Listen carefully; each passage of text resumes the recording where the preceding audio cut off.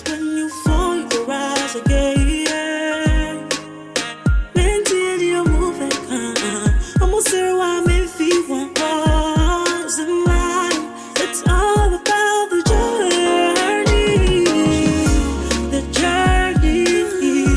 The journey. The journey. The journey. Yakase enyom eye duane ema okra no eno nti abribia no se nipa ni baji o ore behu nipa nyina e de enyom ene kyekere omowre eni ti ene opanyin bi a ne nyom ebema wosu ebema wanya gidie ama wanya nidaso e wawrade mu ene de napa de geni so se ya bagigi moni na wo fa futuo no na ade nyom so kyekere ore ehu se dabi ebeye ye asa na meda opanyin ye de mama na adum tv fo ase se na watwe bia omudi dwumadie eba na wo me yenyina ye hwe ne yetime famu aba e de popra afi aboafo mo so masen na watwe bia medi dwumadie brɛ ye da mo nyina ase ansa na meda ne de no me twa me ho akɔgye nkrato na me ba ene okra no ye beto nwom amokra no ani age me basesia Yakwaji enkrato aba aha eye de gene so na mekayo se season 9 na ene ye woma ye twetwe enkomo ene ye ne ye papa ya de nyina e ba betwetwe enkomo me mmoni din no no no the intro bi beba wa ho intro na obehu ene me guest for the show daddy yankwe Senena mi adaruma anka medi anka meye deni senye radio daruma anka medi anka mawo senyo jenya mi adaruma anka masei anajubo jakaibom munyumenyi nara yekwa menina na ko nebo menina nebo mudidie mesuma se menina na eche nanso no ara no yemi anajubo jakaibom bom kaibom bom kaibom munyumenyi nara yekwa the way aya otonyom na obia asa onyom ba related to everyone adie mpa ne ya inspire you to write as a word no a word to word that one kasa obibia etia te hu say related to you adie na inspire you to do that me da se bebre ma me fasa kwanya so enchi a wahwefo nyina the journey ahwefo nyina near inspire me no me nya obi am head atena se me fa book atwro nwom na bi ho a me nama ade bi a mehu no ana bibi a ekoso no me firi ho na aye nwom de ama me bi so ho a meda me sorry na team no aba me mama no se me to a ase ahyehye ene go ene de mama ti me head ni bibi se ade we ene hye me mama twro nwom to the achede eba pair na so yeah journey in music no start saying yen hwe bebia hina wo fi say na brabo ne start ye ne ye den kwa na abeto nwom me da se bebre me hyase efri me ankasa no me free Zabila Upper East region me kusasi okay but ye be wo me wo Ashanti region kro bi de nyina hini anweafutu ne ekroketo ama nyina hini no na anweafutu na kura ase eti ekura ba akopa ase na ewo me me di be 7 years ansa na me maame mo etu afiri ho aba kro bi de agogoso ti agogoso ho e na be start school na me ankasa me ni fi adi no na me tonwom by 7-8 years mo no me kai se me tonwom a na me maame tiatia me se ade na be ma me tonwom ma ye me ne se oba ma bo me hwene e tonwom ti me so sa na me ne netie ti bi shase kitwa bi na me tonwom convention ase na me tonwom wo na be hihye one ma se wo ye crusader me ba be tonwom ama kwa me de no na enwom ankasa ye me kan sa aduane a medie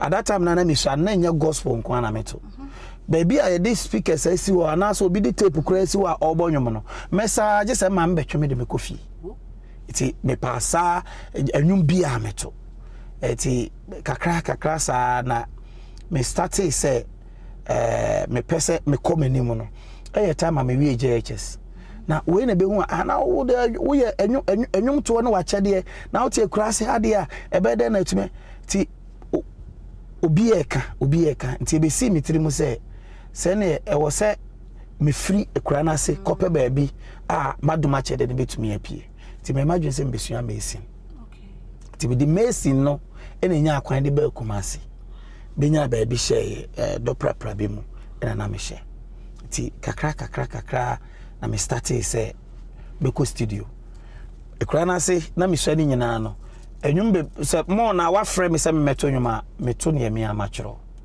ti bi wa meto be wie no na MC ni ka se enwum we kwa me ankasa na twero ya bo se na bi ni gina baabi ne yes hwan obi nwum no akosua na hoto na eti ma me hu se me to me amenwum na obi say very good na chese menwum na ede nti enseme eti me bedru kumase na me start asori na me twero nwum ne ade no me ta to nwum so asori a me to me amenwum be wia we de nwum ide wo se wo de ko TV so wo se nya sponsor de ma but na sponsor no ko fa ne eti me ame ye se chop money kakra master de ma be no me boaboa no anam de ko studio nam de akọ record demo na me na fofo ne sere me because ska obi ade to aduane ade obi di to atade ehye no e na me de koma sound engineers edie no me kai say one day me sorry me to nwum wie ya na penyi ba kwa ba benchen abrante wo ba ya pe shoe obi na fafefa o moto o na nya perfume bi de go na chese me ho bon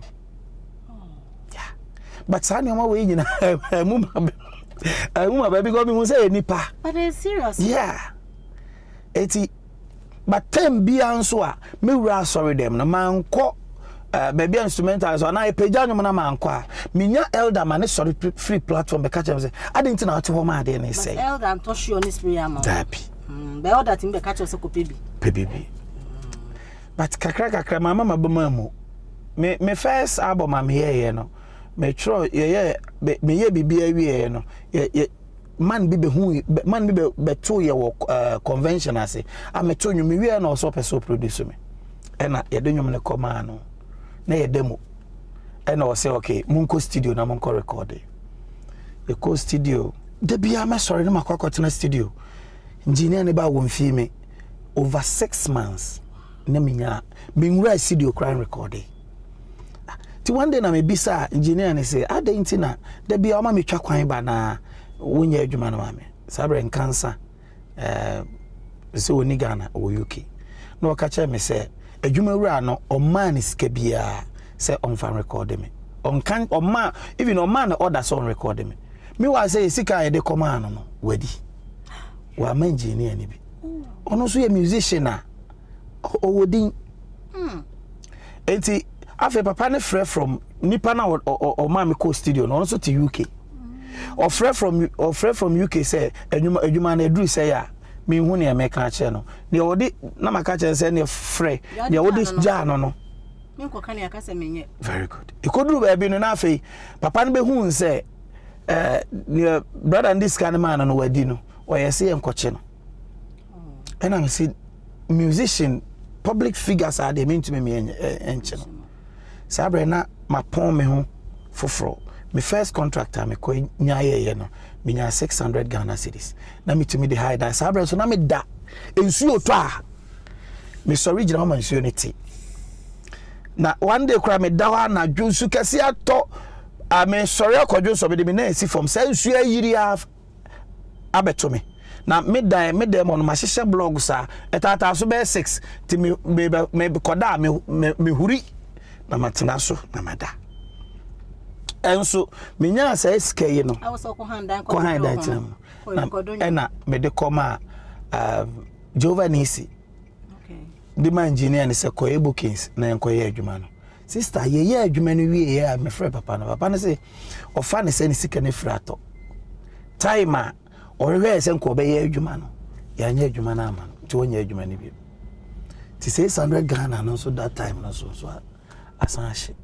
dinosaur wan han dinosaur man hai ti hona still me imagine say adwuma na maye nso ye papa ne dia no me mfa nkomo obi because echena nko obeka say mama abrante ni sika so nko ye adwuma e na odi akoma obi ti me san start kakra sana me san record for sister no kran so into me amma obra country wabere enye easy yo enu achi sa album no kra de ye launching you born radio stations 2 because say o ma mo anu 2 weeks kra no mo jaibo nyumne do eti menamana me started say me sign recording an Ajuboja album no. Oh my goodness. The favorite one. But recording album na wie na Ajuboja nka. Oh. Me call all night Elder Godfred prayer center. Na message na papa ne preach ye. Ade e chen anopa no Friday, Tuesday na me call Elder Safo Otanoso. Ono so message the same thing. Eti Elder Safo preach we no na edwomna kekesi ene awie. Just like that. Ti me di ko studio na ka solo me de nwom foforo aba jo da bia wo sesa nwom na me se da bi enwom we de ye nyem fanka ho. Me start ya no ja bibia no to no wo hwe me. Me tu nwom na si ye na no se ye mo we ebeboa. Ye nwom ne wie ye wo studio wa na Lord Inusa ene ona na eye Tafo DC. Oh okay. Obeti nwum no studio no say na meti ho. O say solo na hwan nwum ni. O say abrante o timi nchen ya. O say hey onwum no ye kama me producer ama. Oh. Ene ode me come anko bia hene records. Ti anko bia hene fo so beti nwum na no me say nwum we de ye ye na omodi ye beye na 5 months aba na ye beye da komeda ho anwumra na obi frɛ me say jo ti a chefem Lord Dennis adonwum na kotena ho a obo say producer no so onye ready a ono wa ready so be release nwum no ade e chenye na presenters eti producer no kwan no obi e penwum no bi no frɛ me ma me ko studio ni ko twa picture e de design de to see the nachi and one how all this journey started. Yeah. And you man nka ho. Nyame no nimde oyo. Sa ade nyame ka so obeye no onya start pa ni pa bia ntumi nka nche. Ade nyame ka so obeye no. When you say wa wo fios sa nya boke sa wa bre. De nyame ka so obeye bia no obeye. Yintwa ye ho kwaje nka to ye ba. Yakwaji inkwato aba ukusua ehwede jeni ewo Adum TV enne me guest no yaye papa me friend na Ajuboja jese me yesha so yo me di nwum ba na nwum na beda ne me di sese me ankasa me di ne de Mensah no so de Joseph Mensah me so mo ma me wai JM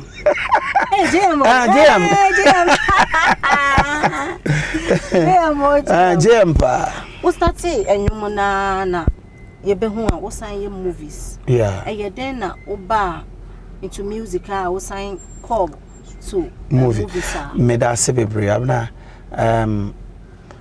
mra na me sheme kura na se a me twabe na me onzo me twabe pay. Sa me twabe pay. Na so be amazing. Yeah, ansa na me free krasi abakruma be amazing. Me so apeteshia me ba na me hu ni nya me pese ode me ye.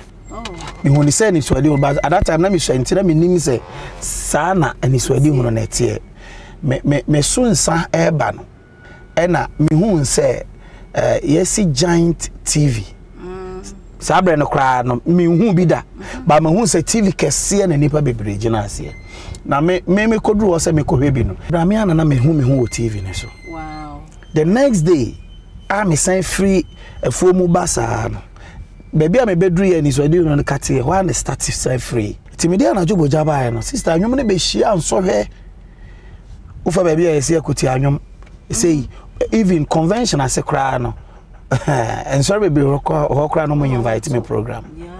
Eti we na be frɛ wa na me koto dwom no me fie na say timida wa na me te ne say afa na adru say me ma nipa te dwom na see chaase say obetro ne me kire we story ne shaase na me true story ne nyina timidi call edu justice the channel na me so chana me the video. Oh okay.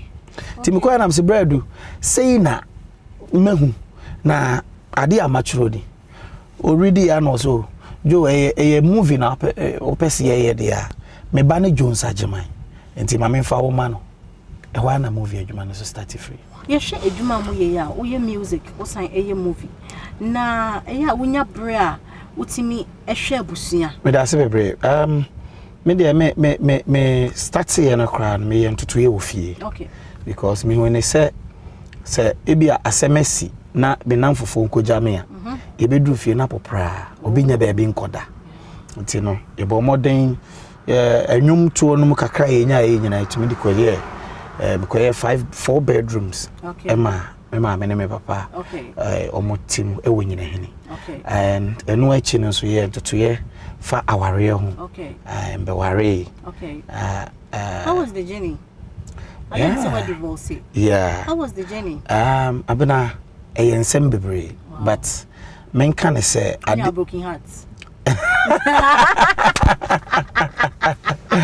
I can't grab on hobby. Wow. I can't grab on hobby. But yana men pese adena free or men pese me call a home sem bebre and Nina mo kukuria say nyina mo no e adesua emaye. Say bi wa amasa ebia very good. And you know, you sign every ho masign aware. I worry and 2 months crab. Yeah, no 2 months. How is the journey like? Emo breakfast, no lunch, no dinner kakra. Emo de. Yeah, but industry more producers we see we drew. Yeah. Director we see na we ko say me kwachi mejuma. Sa eniama na wo ho. Me te say amanfo ka say e bi di nro na ye adwuma but me menje aduro ni because ni nyame aka so de be ma me no wo de me ko aduro so krampa nyame ompene nje me de mfa ma wo. And at times abrabo basa e bi a wo de movie ba na peja wo de ba peja bibi e koso kama enye wo nko a na nyame de nhira ama wo.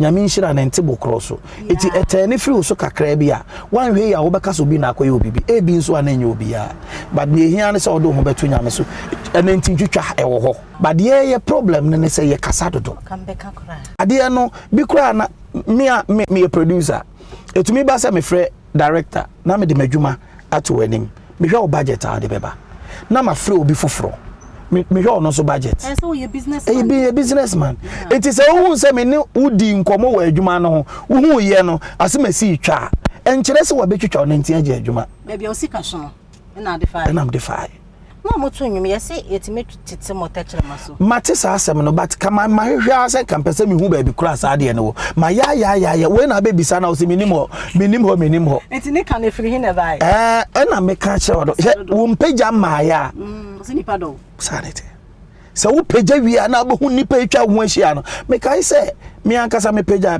me namfofo a etwa me ho ahia na me no o mu digare ne adua me pagya wi no feel se sika beta o se me de ne call ai restaurant ko didi na eni ho ne bi fa me chi call me producer ko se me chire producer na se ntwitwa na ye ka no enye sinimo nko a e wo ho from now uma ho 5 years a e di na Ghana ye nhwe ye di she so obeye nioma egu akwanso a meguso a meye no apart from creative arts industry na ewo mu no me san ye nwuma hodo kan oh okay yeah okay and no see I me wo movies egu a e wo bench a editing see I me wo nwuma a me dey ba out bi kra a che kra be 2 months ebe de ba me bota e nyina ne se obi be didi me menasi nyese bia obeso me but maybe adwuma ma obi nya biye enya no chop money frame esi ameka say ye bakery ye wa adwuma for be bro be meka omo inside ye adwuma etui omoka mentally kra na ombro nipa be 30 na omo a omodi ton ne de nipa bebre sesi enso mawura into farming as say ye catfish oh okay yeah and say so motor point and kill yeah and bakery no enye one place in Sokra you kuma say I obey 3 branches oh why yeah me bakery no din the Ivan bread yeah and would be buy ne de man febiama you have cream me be so me free also na eba o a referee yeah that wife so asese wa ma wo sere cause broken heart dey buy ni soon e bi a cho da o Obvious was the first and last. Maybe. Erade maybe. But you today yeah. What mean antiko brekum? Sani brekum. Minim brekum pa. Hey. Obedu brekum. Na wa tomako ensu atre. Yeah, that's so by nyame enshraw. Ansa na obekọ no the journey for. I see the flower in mouse see a go kwa fa koma wife ma. Wow. And our face so the flag here shows that say bians will be a nyuma. We the come studio. Oh, any afei Miss Namaya mum for Shangu and nya bi wati. Mate. Ha, ye da say. But all the begu am na ye wa chede wa ha say. Okay, a chede fufu bi. Your sponsors no. Han pese gu ano so ye wo dia. Wow. Ubeyi ba ko de wo mu bia we dey special from your director. Fama me o say en fama. Ai. Na kamia me bi mo. Na wa wo bi o. Aha. Hey. Okay, almost me say long distance relationship any onka or partner eben which one will you go for? Me pacho manem Aden chiri nsem no eya na nsem bebre to the tenten de la any ye dance wa chede no we ya no ma ye dance say oba yansa na obekọ no chia nipa ba ko mienu na ye fagimade no enquiry ma menchia edikan na ma memfa ma my wife Abena Erade nshira wati onye okese mfa mame ena afi mame nchia me mame antiama ena masi bishop JK Nkroma ene ne wife mama Erade nshira mo bebre Erade nshira madofo nyina enye ne odomempo ne ota me so boa me mame chi mehwe me ho so yie na ne Erade nshira obi bia sa bre bia no munya bre etna Adom TV what's now TV ho na wo hwedwumade nyame nshira monti ene eguso a yedu season 9 enye easy but nyame nti Egusua krom egusua ekoyenim yeda Adom TV fo ase se mo agidwumadi atom na watwe bia mo de bre ahwefo e mo mo so hwe efamu aba e de bo omobra afa sponsors aso yasin time herbal mixture lip tomato paste give us clean care na nyadua herbal mixture fo e na aso yasin this season 9 e bro bebia wo nyame ensura obibia medin e de Abena Ghana abonofo agudie brekum dishie aha ena me do besi nansa na mekono me jai ama Joseph Mensah na odidwumadi no abariye daddy yankwe enkechi mami debiarada niyamiwi ninyina baba na wieye sopenesi amafoma yadina insio beto amafoma yemre ididi sopenesi amafoma yadina mawa insio beto amafoma yemre ebe yemre yakramo bye